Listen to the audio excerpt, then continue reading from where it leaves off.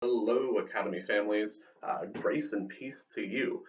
Coming to you from inside what is going to be my new bathroom. Here, I have some free time to work on the renovations. But I hope that you all find this note well. I just wanted to give you all a few takeaways from the past few days of this setting, this new educational setting, as we kind of sail into this uncharted territory of education.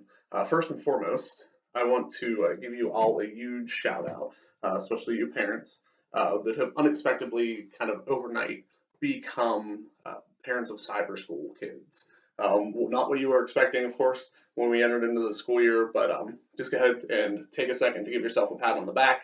You guys are doing a good job keeping up and helping your kids. Second, huge shout out to the students. You have all stepped up. You've really jumped in headfirst and taken on the challenge and rose to the occasion of this new educational setting. So, you can give yourselves a pat on the back as well. We are seeing great things happening.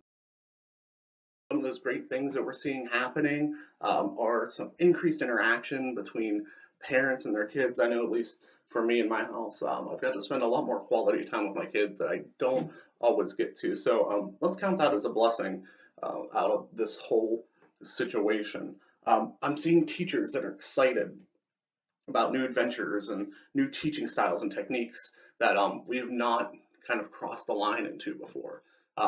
We might have been forced to get there at this point, but we're seeing some excitement. We're seeing some great things happening on the teachers end as well as on the student end. We're seeing a lot of great projects and a lot of great things coming back from students. A lot of good jobs and things well done. So good job there.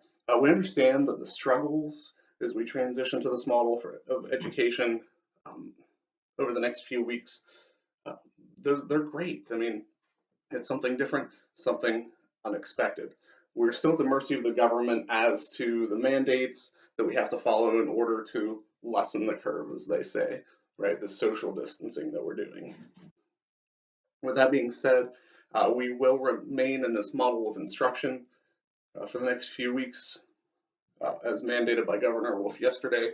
He said another 2 weeks of closures. So this will put us up against Easter break with a new return date of the 14th of April. We will work through a full week of instruction next week, and then the week after that is the week of Easter.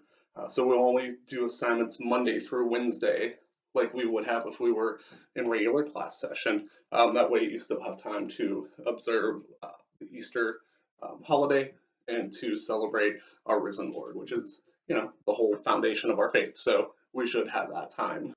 So, some things that we are working on as a staff to try to better improve through this whole situation is some communication breakdowns that we were having. Really are trying to make sure that all information goes to parents and students as well. In case you haven't seen, we made a dedicated YouTube channel, which is where this video is housed, to give you some important how-tos if you're struggling on maybe how to upload documents or how to use some features of Jupyter. There's probably a video for it there. If not, send me some feedback. I can make one for you to help ease through this process. It has also become apparent to me that parents and students are being inundated with information. Just kind of an overload. I know as a parent, with 2 kids at the academy, my mailbox is full of information coming in from teachers, which is great. We want to stay informed, we want to stay in the loop, but we're trying to figure out a better way, a better solution as to how to do that and how to get that information to you in a way that's more organized and more concise. One thing we've done is we've instructed the teachers to use the calendar feature in Jupyter, which will put the information right in the to-do list for students and parents to see. As opposed to sending it out as an email, if we put it in that calendar feature, it'll pop right up on your to-do list. If you click on that assignment in your to-do list, it will bring up the specific directions that the teacher has put in there. This will be where things are put that are not necessarily graded materials.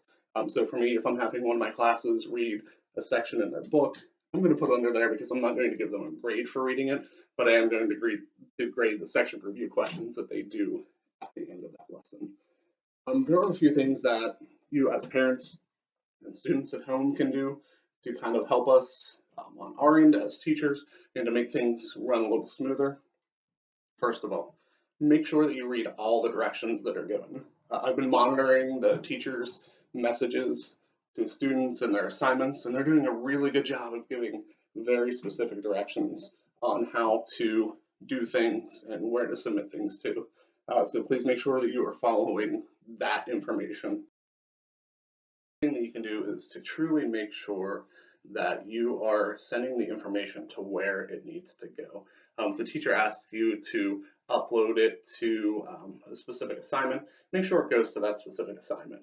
If not, it's going to get lost out there in the interwebs, and teachers are going to have to hunt for it, which is going to cause us, more stress and more time to do that. So make sure that wherever the teacher tells you to send that to, whether that's through email, whether that's uploaded to Jupyter, that you follow those specific directions and just turn in that assignment for that thing. Okay, so don't upload all of your files for that day to one assignment because it will get lost in the teacher's Jupyter account. And the last and probably most important thing that you guys can do at home is to maintain your spiritual health. Hey, I've been posting every day from my Bible class, short little almost devotionals when I'm giving some scripture, giving a worship song to watch, and some little expository statement on the scripture and kind of how it applies to today. Those are on our Academy YouTube channel. You're more than welcome to view those. They're open to anyone. They're not restricted. So feel free to do that if you're not plugged into, maybe a pastor that's posting things online daily. Feel free to use those as a resource, as a tool. Also, if you obviously, most of the churches were canceled, so if you didn't have a chance to go to church on Sunday, there are great resources on YouTube. There's a lot of great things coming out in digital format, Facebook Live and YouTube, tons of stuff. I have a lot of clergy friends that are posting really, really good content. If you're not able to find any or able to access anything, let me know, and I'll be more than happy to share that information with you. I know Pastor Tim from the Armburst Church posted a very good message from Sunday. You can always pull that up and just kind of tune in and just maintain the spiritual habits. Just stay close to God. Don't get far away. My shirt, I don't know if you can see it, says we're in this together. I wore this for a reason, right? We are all in this together. It's a struggle. The staff and teachers, we're out of our comfort zone. We know that you at home are out of your comfort zones, but let's get through this together. We'll come out stronger on the end. We'll come out better in the end. And I hope that right after Easter, we'll all be back together in person, because I don't know about you, but I'm really missing all the lunches. So hopefully we'll see you then. God bless.